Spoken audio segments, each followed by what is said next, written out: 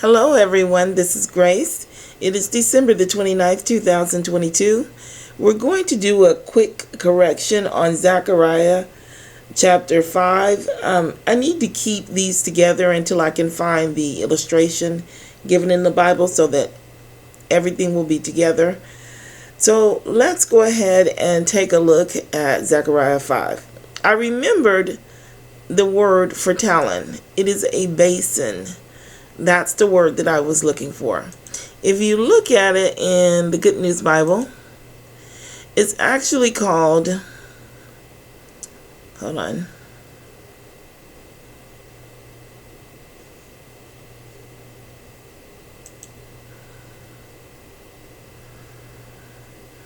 The talent is a basin. It's 3603. And here it's just called it's a basket, I guess. I'm not sure. But if we look at the word and how it's used in Genesis, same word, the plain 3603. Let's look at the definition first. A circle, that is by implication, a circumjacent tract or region, especially the gore or valley of the Jordan. Also a round loaf, also a talent for a large round coin, loaf, morsel, piece, plain, talent. So let's look these words up first. We're going to look up basin first, and then we're going to look up valley because it says a gore or a valley. It says a valley, gore is the name. Okay, so a basin. A basin is a large, round, or deep bowl that you use for holding liquids or for mixing or storing foods.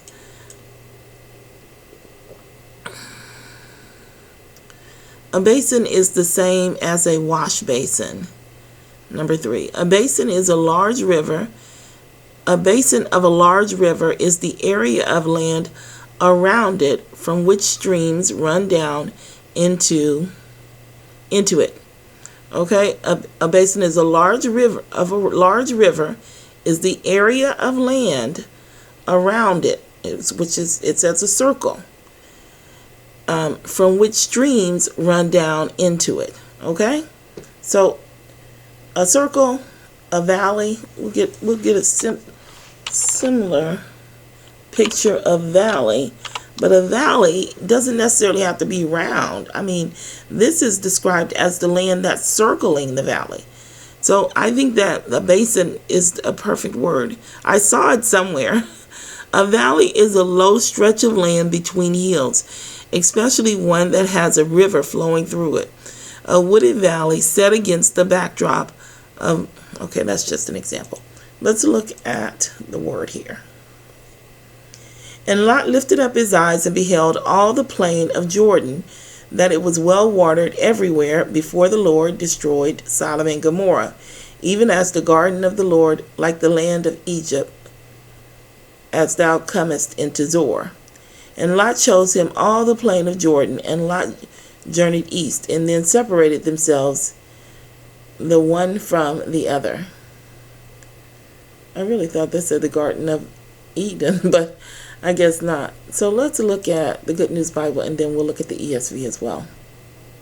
Lot looked around and saw that the whole Jordan Valley, see, it's describing it as a valley now, all the way to Zoar, had plenty of water like the garden of the Lord, or like the land of Egypt.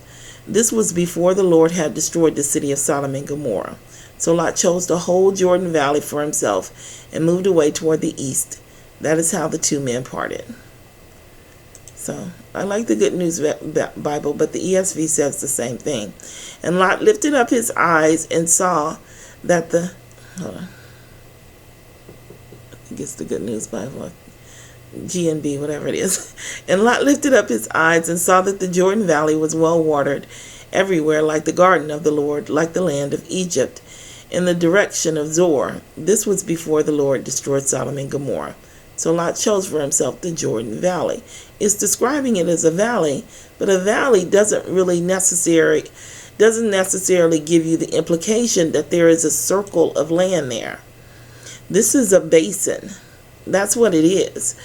The reason, hold on, let's get back where we were. One of the things you'll want to understand is that Zechariah 5, this had to be hidden. Okay, it had to be hidden until it was time for it to be revealed. So it's speaking a different language, but the root of the language is words that we're already familiar with. We know that a tenth of an ephah represents the children of God. We know this language. So when we see an ephah, it should not be a surprise to us that this represents a people. The only difference is it's not a tenth of an ephah. And so what they see is they see a broken people. That was one thing that I missed on the previous video. I thought that this was the people, I was expecting to see the people of the millennium. I don't think that's what this is upon closer examination. This is a picture of the wicked. You guys may have saw it where I didn't. We have seen that this was after the millennium. And then we saw a picture of the righteous. Now we're being shown a picture of the wicked, not the people in the day of the millennium. And the reason why I say that is because I noticed that they went through a particular amount of effort to put in here that this was wickedness. And we cannot say that about the people who have not gone through the judgment as of yet. Those people have time to go through the judgment and to make a decision for right or for wrong. But this group is known by the people, at least by the people of God, because it says they're known throughout all of the earth as the people who are lost. So since they are lost, we know this very well could be the scripture that supports that they are being judged at the time. I still need to find a picture to verify that, though. So you have the lost that have already gone through the judgment. They are a group of people that fell short. So they're just pictured as an ephah. And then it says, behold, there was lifted up a talent of lead. This is it's a vessel of lead. It's a basin. A basin holds water. But it tells you, and there was lifted up a talent of lead, and this is a woman. So they're still worshiping. It's the wicked that are still worshiping. It's not the neutral. We know that the neutral, some of them are going to fall to the wicked. This is true. But this is them leading the other churches into sin. So, a talent of lead, this is a woman that sitteth in the midst of the ephah, and he said, this is wickedness, and he cast it into the midst of the ephah, and he cast the weight of lead upon the mouth, or the doctrine thereof.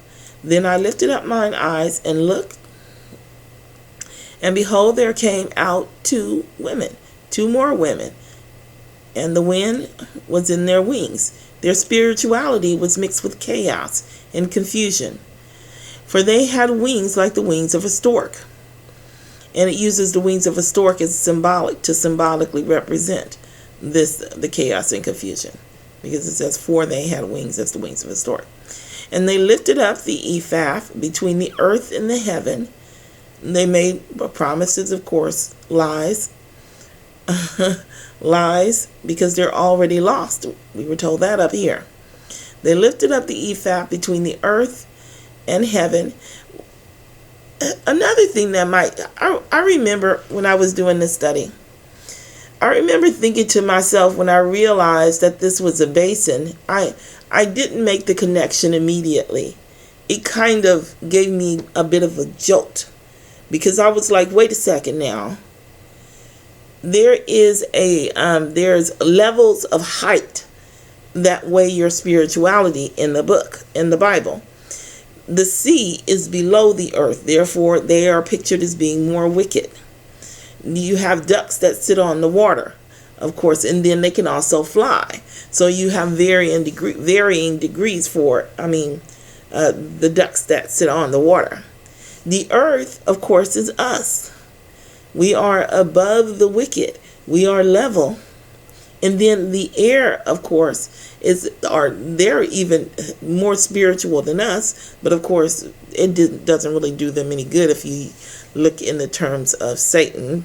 So, but the birds, of course, are in the air, and they're a picture of spirituality as well. And then you go up into the heavens. And the higher up you become, the more the picture becomes, the symbolism becomes more spiritual. So when I first read through this and I realized, okay, that's symbolizing people, a vessel, then I was a little bit put off. Then I realized, okay, it's a vessel, but it's a basin or a valley, if you want to. It's below the earth. So it's not at the earth's level. It's still below the level of earth. Do you see? So it's not level. So they're still not part of at the spiritual level of the children of God.